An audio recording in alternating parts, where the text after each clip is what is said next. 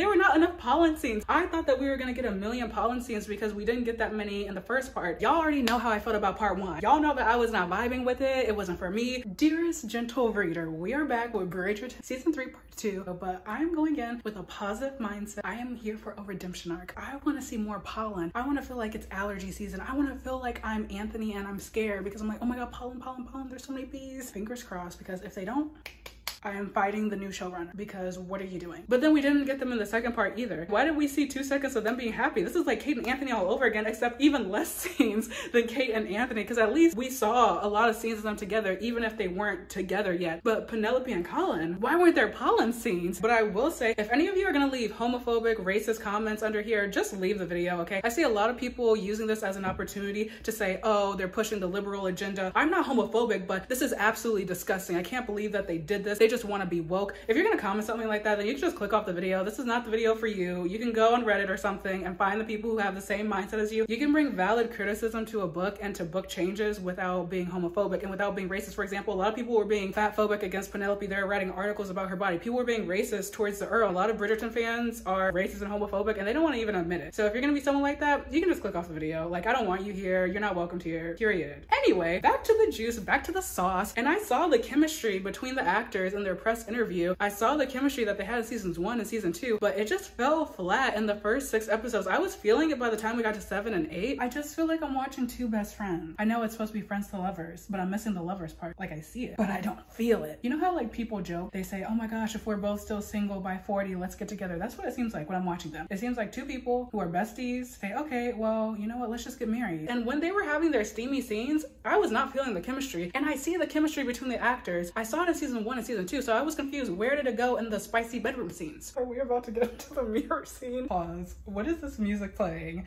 after he tells her to lie down? It's like Kahoot music.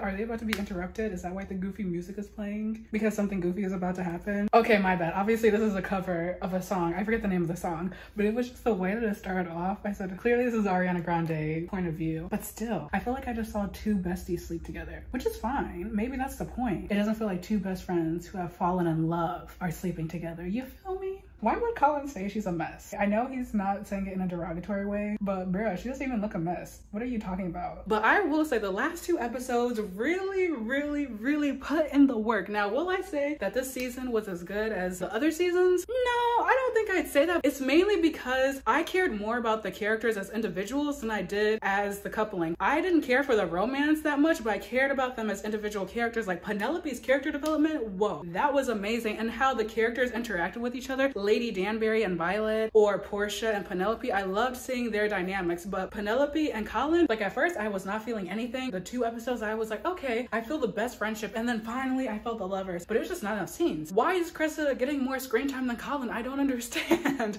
Why are there so many subplots going on? Like, why can't they rein it in? That was the longest recap I've seen in my whole entire life. That just shows you how many plot points there were. When Polin said I love you, I was so confused. I said, wait, is this the love confession? Wait, cut the cameras, this isn't real. This was definitely the season where I felt like women were empowered. I felt like we were very focused on what it means to be a woman in the society, with Cressida, Eloise, Penelope, Portia, everyone. It was very much about women, which I was down with. I was fine with. However, the romance was very much lacking, which is the writer's fault, because I've seen what the actors can do. Why did you cut the Polin scenes? I don't understand. Polin very much was not having male lead energy. I liked him as a character a lot, but he just was not taking up the space that a normal male lead usually does. He very much was off to the side, and a lot of book people are saying that he was very much more active in the books, but he was very passive in the show, which I totally see, okay? Especially when you compare him to Anthony, George, Simon. Come on, do not pull a Penelope. Like, did you not learn? Step out of the shadows and embrace who you are, king, okay? I thought he was supposed to be a writer. I know he published a book, but I wanted more. I wanted more of the writing. Apparently, it was more of a bigger thing in the books. That would have been nicer to see, but this was very much Penelope's season, and Colin was just Penelope. I loved the character arc, okay? But it definitely felt like this was Penelope's story and Colin was a side character. It felt like he was just her little purse. It felt like he was just kind of there. It didn't feel like he was a real character, and so many people were saying, well, just wait till part 2. I waited until part 2, and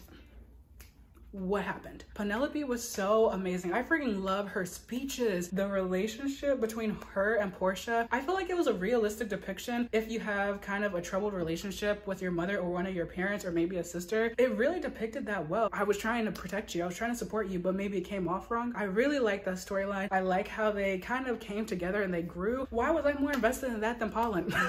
I get where Portia is coming from as a concerned mother. Let me make sure my future is set and secure. Do I agree with what she's saying to Penelope? Because she's treated her like trash her entire life. So no, but period, Colin. Colin is finally being useful. I am glad. He stood on business. If my fiance spoke to my mother the way that Colin spoke to Portia, someone would be going to prison. It would not be cute. I agree with Portia, okay? She should have just phrased it better. I'm sorry, why do they keep having these super loud conversations in the hallways where anyone can hear them? There are so many times where I said, why are they screaming about how this girl is Lady Whistledown in the hallways? Anyone can hear them. I was so convinced when I was watching the show that Colin had overheard Eloise and Penelope in the writing room. We all know that Eloise does not have a quiet mouth, okay? That's how Penelope's gossip got out. Girl, do you want to be exposed at this point? I know for a fact that this man is following her. This stresses me out. This is why I hate this trope. I know they're gonna have a happy ending, okay? But it just, it stresses me out. It stresses me out. I know he's there. No. I was right. You're joking. He did not hear her poetic speech to Eloise. Are you joking me right now? You're kidding. That would have been too easy, I guess. Girly pop, I know you were caught off guard by your man, the love of your life, showing up when you are doing your work, doing your business. She really couldn't say one sentence saying, I'm doing this for you. I'm doing this to protect you. I guess Eloise is gonna have to step in. My girl boss too close to the sun. Man down, period. Eloise. Colin was like, how long have you known? And she's like, well, you didn't tell me you were in love with my best friend. Oh. I think we're getting the old Eloise back. I'm excited for Eloise to go back into who she is. I didn't really care for her this season, but in the end of part 2, it felt like she was more of herself. I'm excited for her to go off on this adventure, find herself, discover who she is, because I feel like, unlike Colin, she will actually find out who she is. She will be that girl who will come back with the interesting intellectual stories, unlike Colin. No shade to that guy. I feel like Eloise is really gonna benefit from this, and I'm so excited to see what they actually do with her. She's kind of a bad friend a lot of the times. Like, she'll talk about her own problems, but then when one of her friends needs her, she kind of just checks out mentally. I'm glad that she's like growing as a character. I guess that's part of being a teenager and stuff. I wish we got more scenes with Eloise and Kate because their dynamic is just so beautiful and so cute. Like, I love their relationship. Ever since season 2, it's just been so nice and wonderful. I really like it. I don't even want to say it out loud because I can't even imagine if it's true. There's no way that it could happen. But would Eloise throw Penelope under the bus so that she could get the money to help Cressida? I don't think she would. I'm gonna give Eloise the benefit of the doubt. Now, will Cressida throw her under the bus? Maybe. She doesn't really have any obligation towards Penelope. So if Cressida somehow found out that Penelope is Lady Whistledown, then Cressida would have no qualms about throwing her under the bus. Okay, I can see how this is about to get messy. I hope they go down the messy route, okay? We need a little bit of spice. Like, this isn't bad necessarily. It's fine. It's okay. It's all right, but let's get into it. Let's get into the plot. I feel like we're still in the introductory area. I feel like we're still in the fluff area. I want to get into the nitty gritty. We all know that Eloise is not a quiet talker. We heard what happened with her gossiping to Cressida. We all heard that everyone overheard her. And so you're telling me that not a single Bridgerton heard her say that Penelope is Lady Whistledown? Okay. Part 1, she was kind of but we are getting the old Eloise back and I am here for it. But oh my gosh, Penelope's speech at the end where she was talking about confidence and being Lady Whistledown, oh my gosh, I loved it. I was inspired. I said, yes, queen. This was not a romance story. This was about a self-empowerment, confidence, growing into your own. That's what the story was. This was not a romance. Isn't the book called Romancing Mr. Bridgerton? That was not what was happening, okay? It was Loving Miss Featherington. That's what it should have been called. And the most frustrating part about the stuff that is going on with Bridgerton is that now this is an opportunity for people to be fat phobic. Like, a lot of people are saying, oh, well, why would I want to watch her anyway? Like, look at the way she looks. I've seen people comment about her body. And now because the season is kind of lackluster in the writing, people are using it as an opportunity to be fat phobic too. And it's just, it really sucks. And kind of segueing into that, now with the change that happened with, you know, Michael going into Michaela, a lot of people are using that as an example to just be homophobic. And it's just really unfortunate that we get representation, like seeing a plus size female lead in a romance. We get to see 2 women in a relationship in a mainstream couple. Because of the way the writers went about it, now it's giving an opportunity for people to be super critical and to be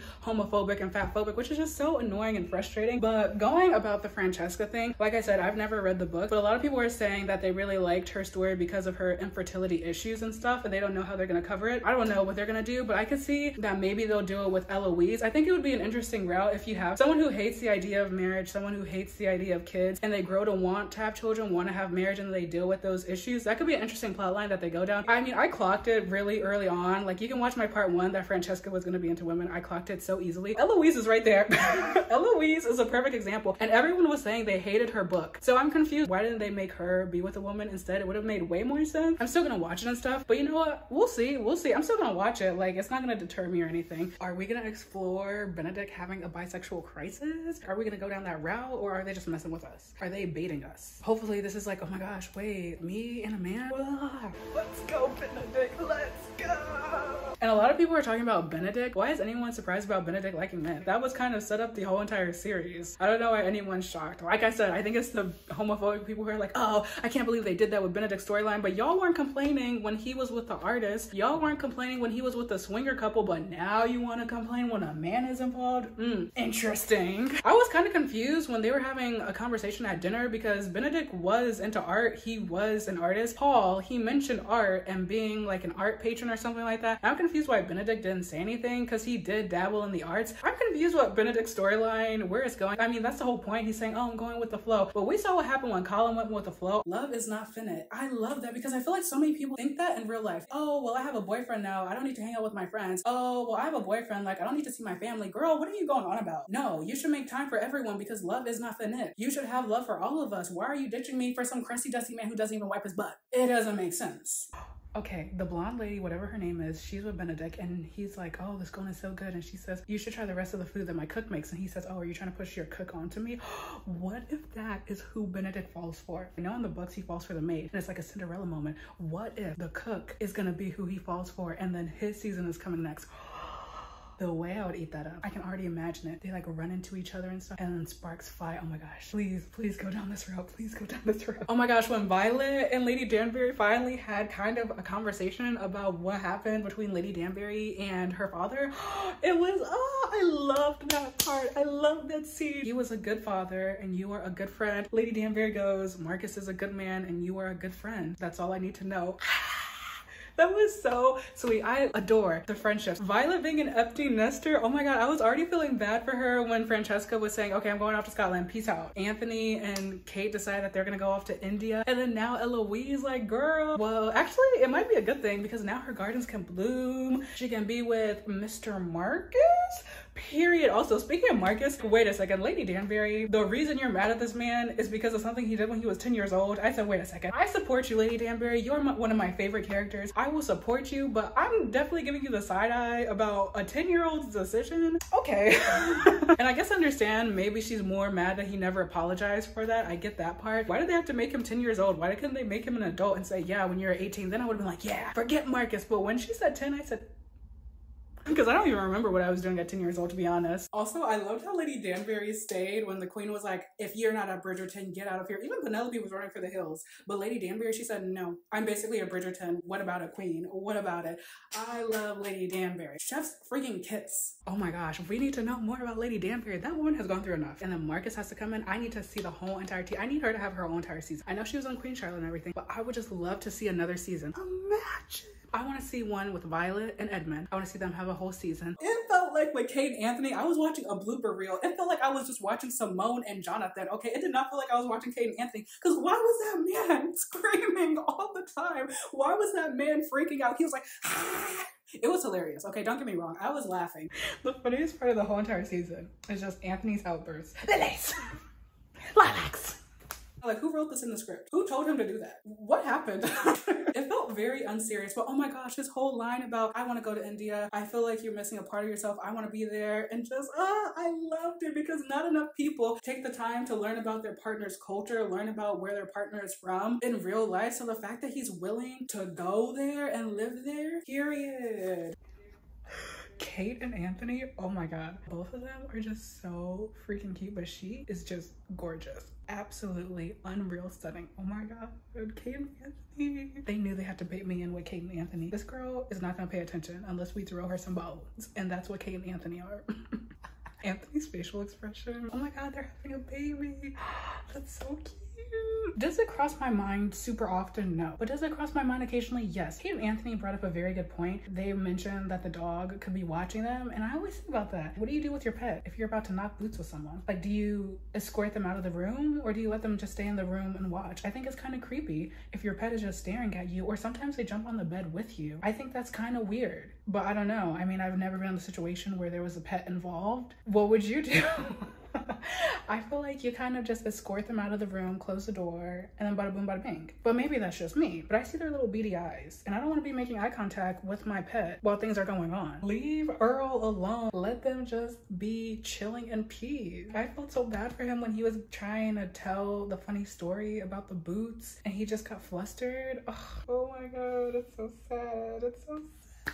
Also, I got so excited. I said, oh my god, are we about to get another speech where the guy professes his love to the queen? But alas, we're gonna have to have Violet say it, I guess. And now I'm feeling like Francesca is doubting the Earl. She's seeing Penelope and Colin laugh and have a good time. I mean, if she's not feeling the Earl, then I'm not feeling the Earl, period. So my overall thoughts is that I loved the last two episodes, episodes 7 and 8, but I did not really care for the first 6 episodes. It wasn't the romance that really got me. It was them as individuals, them as characters that really just got to me, because the whole being more confident in yourself, your self-esteem, going after what you want in life. I love that storyline. The relationships between the family members and between friends. I loved that aspect of it. Love is not finished. I want to get that tattooed on me. So freaking good. So I'm at odds because I did not like the first 6 episodes. And there are a lot of things that they could have done better. For example, more screen time to Polin. So I don't know what to rate it. I definitely feel like for all of its hype and all of the PR that they were doing, it definitely was not as good as they were making it out to be. There were a lot of things that they did wrong, and it kind of looked cheap. Like, what was going on with the green screen? Overall, I liked it. I enjoyed it. I'm definitely excited for the next season. People are saying it's Benedict's season because they alluded to a ball. But then some people are saying it's Francesca's season because of what happened at the end. I don't know. We'll definitely see. Thank you so much for watching. Let me know your thoughts. I want to know the tea about how you felt